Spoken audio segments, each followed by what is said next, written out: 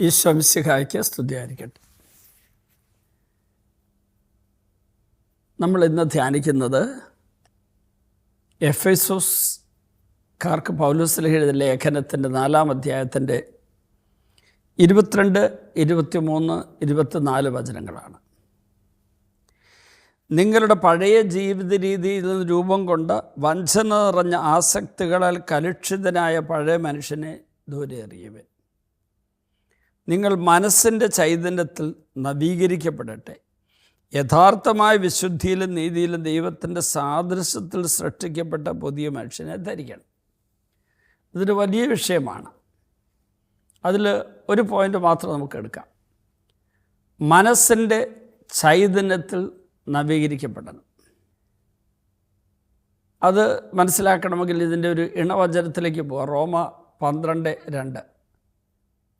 നിങ്ങളുടെ മനസ്സിൻ്റെ നവീകരണം വഴി നിങ്ങൾ രൂപാന്തരപ്പെടണം. റോമ 12:2. എങ്കിലേ ദൈവത്തിൻ്റെ ഹിതം അറിയാൻ പറ്റുള്ളൂ, ദൈവത്തിന് പ്രീതികരമായത് എന്താ അറിയാൻ പറ്റുള്ളൂ, ദൈവത്തിന് സ്വീകാര്യമായത് എന്താണെന്ന് അറിയാൻ പറ്റൂ എന്നാണ് നമ്മളവിടെ വായിക്കുന്നത്.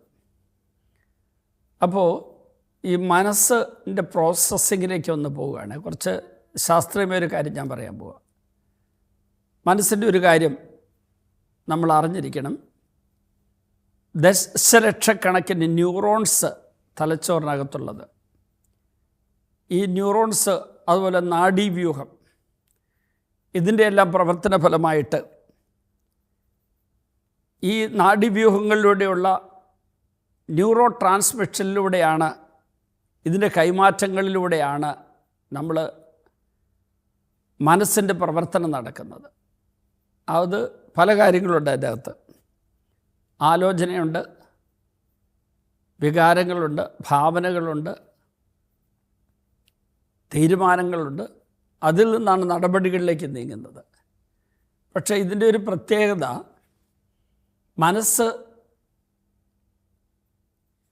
പരിശുദ്ധാത്മാവിൻ്റെ അഭിഷേകമുള്ള മനസ്സാണെങ്കിൽ മാത്രമേ നമ്മുടെ ഇന്ദ്രിയങ്ങളിലൂടെ നമ്മളിലേക്ക് വരുന്ന ഈ കാഴ്ചകളിലൂടെ, കേൾവിയിലൂടെ, അല്ല മറ്റ് ഇന്ദ്രിയങ്ങളിലൂടെ നമ്മുടെ ഉള്ളിലേക്ക് വരുന്ന അനുഭവങ്ങളെ യഥാർത്ഥത്തിൽ ഒന്ന് അരിക്കാനും സ്ക്രീൻ ചെയ്യാനും അതിനെ ക്രമീകരിച്ച് അതിൽ നല്ലത് സ്വീകരിച്ച് അല്ലാത്തത് തള്ളിക്കളയാനും പറ്റുള്ളൂ.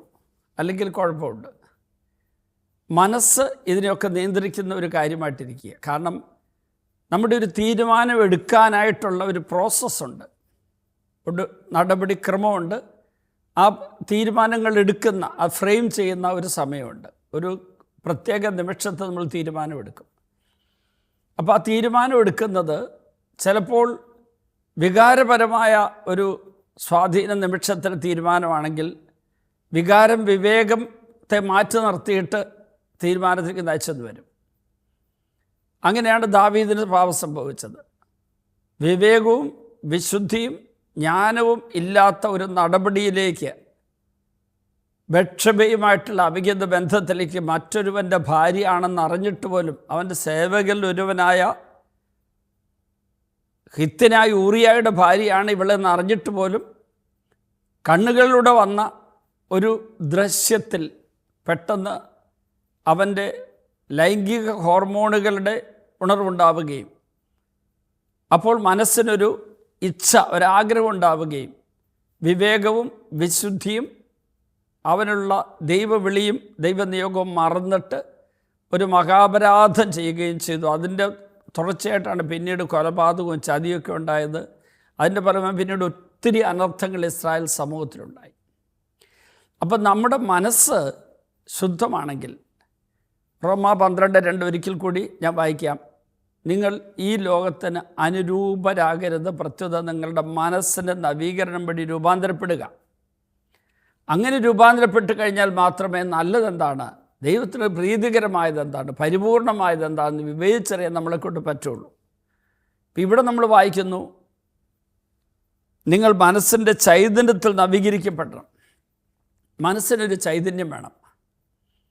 ചൈതന്യം എന്താ? അത് പരിശുദ്ധാത്മാവിൻ്റെ ചൈതന്യമാണത്. മനസ്സിന് പരിശുദ്ധാത്മാവിൻ്റെ ഇഷ്ടം അറിയാനും സ്വരം കേൾക്കാനും പരിശുദ്ധാത്മാവിൻ്റെ ഹിതമറിഞ്ഞ് പ്രവർത്തിക്കാനും പറ്റുന്ന ഒരു സ്വഭാവം മനസ്സിനുണ്ടാകണമെങ്കിൽ, ആ ചൈതന്യം മനസ്സിനുണ്ടാകണമെങ്കിൽ നമ്മുടെ മനസ്സ് നവീകരിക്കപ്പെട്ടതായിരിക്കണം. എന്താണ് നവീകരിക്കപ്പെടുക എന്ന് പറഞ്ഞാൽ? ആയിരിക്കുന്ന അവസ്ഥയിൽ നിന്ന് ആയിരിക്കേണ്ട അവസ്ഥയിലേക്കുള്ള മാറ്റം, അതാണ് നവീകരണം. Renewal is the transformation from what we are to what we ought to be. ആയിരിക്കുന്ന അവസ്ഥയിൽ നിന്ന് ആയിരിക്കേണ്ട അവസ്ഥയിലേക്ക് മാറണമെങ്കിൽ മനസ്സിന് പരിശുദ്ധാത്മാവിൻ്റെ നിവേശനങ്ങളെ സ്വീകരിച്ച് അതനുസരിച്ച് പ്രവർത്തിക്കാൻ പറ്റണം. എന്നൊരു കാര്യം ഓർക്കുകയാണേ, ഒരു വ്യക്തി തന്നെ പാപകരമായ ഒരു സുഖാസ്വാദനത്തിലേക്ക് വിളിച്ച ഒരാൾ ഒരു വലിയ റിവാർഡും ഓഫർ ചെയ്തു. അപ്പോൾ ഈ വ്യക്തി അതിനോട് യെസ് എന്ന് പറയുന്ന തീരുമാനമെടുത്തു. ഞാനിപ്പോൾ വ്യക്തിയെ പറയുന്നുള്ളൂ, മറ്റൊന്നും പുരുഷ സ്ത്രീ ഒന്നും പറയുന്നില്ല. പാപകരമായൊരു ഓഫർ കിട്ടിക്കഴിഞ്ഞപ്പോൾ ആരും അറിയില്ല, പിടിക്കപ്പെടുകയില്ല, കുഴപ്പമൊന്നും ഉണ്ടാവില്ല എന്ന് ഉറപ്പുള്ള ഒരു സ്ഥലത്തും ഒരു സമയത്തുമാണ് കാര്യം. പക്ഷെ അതിൻ്റെ ഫലമായിട്ടൊരു വലിയ ലൗകിക നേട്ടമുണ്ടാകും. അപ്പോൾ ആലോചിച്ച് നോക്കിയപ്പോൾ തനിക്ക് അത്രയും സാമ്പത്തിക നേട്ടത്തിൻ്റെ ആവശ്യമുണ്ട്. കാരണം തൻ്റെ കുടുംബത്തിൻ്റെ വലിയൊരു ദുരവസ്ഥയിൽ പരിഹാരമാണ് ഈ പണം. അപ്പോൾ ഇതൊക്കെ കഴിഞ്ഞെന്ന് പോയി കുമ്പസാരിച്ചാൽ മതിയല്ലോ എന്നൊരു തീരുമാനം കൂടെ അയാളെടുത്തു. അതനുസരിച്ച് പ്രവർത്തിക്കാൻ തീരുമാനമെടുത്ത് അദ്ദേഹം അതിനുള്ള നടപടിക്രമങ്ങളുമായിട്ട് മുന്നേറുന്ന അവസരത്തിൽ എല്ലാ ദിവസവും അദ്ദേഹത്തിന് രാത്രി കിടക്കാൻ പോകുമ്പോൾ രാവിലെ എഴുന്നേറ്റ് കഴിഞ്ഞോട്ട് ചെയ്യുന്ന ഒരു പതിവുണ്ട്. ബൈബിളിലെ ഓരോ വചനങ്ങളും ടൈപ്പ് ചെയ്തിട്ട് ചെറിയ ചെറിയ കഷ്ണങ്ങളാക്കി ഒരു ചെറിയ പെട്ടിക്കകത്ത് വെച്ചിട്ടുണ്ടല്ലോ, അതിൽ നിന്ന് ഓരോ വചനം എടുത്ത് വായിച്ച് നോക്കുന്നൊരു പതിവ് ഇദ്ദേഹത്തിനുണ്ട്. അങ്ങനെ ആത്മീയനാണ് അദ്ദേഹം. പക്ഷേ ഒരു തെറ്റായ ചിന്താഗതി ഉണ്ടായിരുന്നു. ആ ചിന്താഗതി ഒരു പാപം ചെയ്താലും കുമ്പസാരിച്ചാലങ്ങ് മാറുമല്ലോ എന്നാണ്. പക്ഷെ അദ്ദേഹം അന്ന് ഈ തെറ്റായ ചിന്താഗതിയായിട്ടിരിക്കുകയാണെങ്കിലും കിടക്കുന്നതിന് മുൻപ് തൊട്ട് മുമ്പ് ഈ തെറ്റായ തീരുമാനത്തിലിരിക്കുന്നയാൾ ഒരു നിമിഷത്തിലെ വൈകാരികമായ ഒരു ബലഹീനതയല്ല, ഒരു ആലോചനയിലെടുത്ത തീരുമാനമാണ്. അല്പം ഇവാലുവേഷൻ നടന്നിട്ടുണ്ട്, അവലോകനം നടന്നിട്ടുണ്ട്. അങ്ങനെയാണ് ഈ തീരുമാനമെടുത്തത്. എടുത്ത വചനം ഇതായിരുന്നു, റോമ 12:2 നിങ്ങളുടെ മനസ്സിന് നവീകരണം വഴി രൂപാന്തരപ്പെടണം.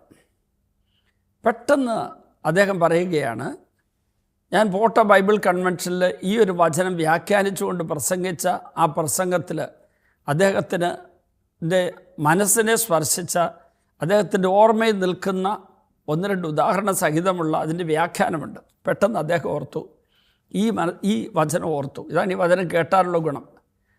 അത് കഴിഞ്ഞ് അദ്ദേഹം പറയുകയാണ്, ഇതേ വചനം തന്നെ ബഹുമാനപ്പെട്ട ഡാനിയൽ പൂവണ്ണത്തിലച്ചൻ ഒരിക്കൽ പ്രസംഗിക്കുന്ന അദ്ദേഹം കേട്ടിട്ടുണ്ട്. ഇതേ വചനം തന്നെ ബഹുമാനപ്പെട്ട ഡൊമിനിക് വാളമനാലച്ചൻ പ്രസംഗിക്കുന്ന ഒരിക്കൽ കേട്ടിട്ടുണ്ട്. അപ്പോൾ ഒരൊറ്റ വചനത്തിന് 3 വിധത്തിലുള്ള വ്യാഖ്യാനങ്ങൾ അദ്ദേഹം കേട്ടിട്ടുണ്ട്. അദ്ദേഹം പറയുകയാണ്, ഈ 3 തവണയായിട്ട് കേട്ട ഒരേ വചനത്തിന് 3 വ്യാഖ്യാനങ്ങളും ഒരൊറ്റ നിമിഷം കൊണ്ട് തൻ്റെ മനസ്സിലേക്ക് ഒരു വലിയ തിരയടിച്ച് കയറുന്നവർ കയറാൻ തുടങ്ങി. പെട്ടെന്ന് അദ്ദേഹം തൻ്റെ പ്രാർത്ഥനാ മുറിയിൽ ഈ വചനമെടുത്ത സ്ഥലത്ത് തിരുഹൃദയ രൂപമുണ്ട്, കുരിശുരൂപമുണ്ട്, മാതാവിൻ്റെ രൂപമുണ്ട്. അവിടെ മുട്ടുകുത്തി പൊട്ടിക്കരഞ്ഞുകൊണ്ട് തീരുമാനമെടുക്കുന്നു, വേണ്ട, ഈ താൽക്കാലിക സുഖാസ്വാദനത്തിന് വേണ്ടിയുള്ള തീരുമാനം വേണ്ട. അവിടെ വെച്ച് തീരുമാനമെടുത്ത് ആരോടാണോ വാക്ക് പറഞ്ഞത് അദ്ദേഹത്തെ അറിയിച്ചു, ഞാൻ വരില്ല. അത്രമാത്രം പറഞ്ഞ് ഫോൺ ഡിസ്കണക്ട് ചെയ്തു, സ്വിച്ച് ഓഫ് ചെയ്തു. പിന്നെ എന്നെ കണ്ടപ്പം പറഞ്ഞു, ഒരു നിമിഷത്തിൽ പാപകരമായ ഒരു സുഖാസ്വാദനത്തിനുള്ള ആഗ്രഹവും ആലോചനയും തീരുമാനവും ഉണ്ടായപ്പോൾ ഒരു വചനം, അഗ്നിസമാനമായ വചനം, ഇരുതല മൂർച്ചയുള്ള വാളായ വചനം, പാറയെ തകർക്കുന്ന ഗൂഢമായ വചനം തൻ്റെ മനസ്സിലേക്ക് വന്നപ്പോൾ മനസ്സ് പെട്ടെന്ന് നവീകരിക്കപ്പെട്ടു. പാപകരമായ ആ തീരുമാനം തിരുത്തുകയും ചെയ്തു. പ്രിയപ്പെട്ടവരെ, നമ്മുടെ എല്ലാ നടപടികളും മനസ്സിലാണ് അതിൻ്റെ ആലോചനകളും അതിൻ്റെ വികാരങ്ങളും തുടക്കമൊക്കെ ഉണ്ടാകുന്നത്. അപ്പോൾ ഈ മനസ്സെപ്പോഴും ദൈവത്തോട് ചേർത്ത് വെച്ചല്ലെങ്കിൽ ആ മനസ്സ് അപകടകരമായിട്ടുള്ള തീരുമാനങ്ങളിലേക്ക് നമ്മളെ നയിക്കും. അപ്പോൾ നമുക്ക് മനസ്സിനെ പരിശുദ്ധാത്മാവിൻ്റെ ശക്തിയാൽ നിറയ്ക്കണമേ എന്ന് പ്രാർത്ഥിക്കാം. മനസ്സിനെ കൂദാശയുടെ കൃപയാൽ നിറയ്ക്കണമേ എന്ന് പ്രാർത്ഥിക്കാം. പരിശുദ്ധാത്മാവിൻ്റെ അഭിഷേകമുള്ളൊരു മനസ്സ് ഞങ്ങൾക്ക് തരണമേ എന്ന് പ്രാർത്ഥിക്കാം. യേശുവേ, ഈ വചന സന്ദേശം കേട്ട ഓരോ വ്യക്തിയിലും പരിശുദ്ധാത്മാവ് അത്ഭുതം പ്രവർത്തിക്കുകയും മനസ്സിനെ നവീകരിക്കുകയും പുതുസൃഷ്ടിയാക്കുകയും ചെയ്യട്ടെ. പിതാവിൻ്റെയും പുത്രൻ്റെയും പരിശുദ്ധാത്മാവിൻ്റെ നാമത്തിൽ ആമേൻ.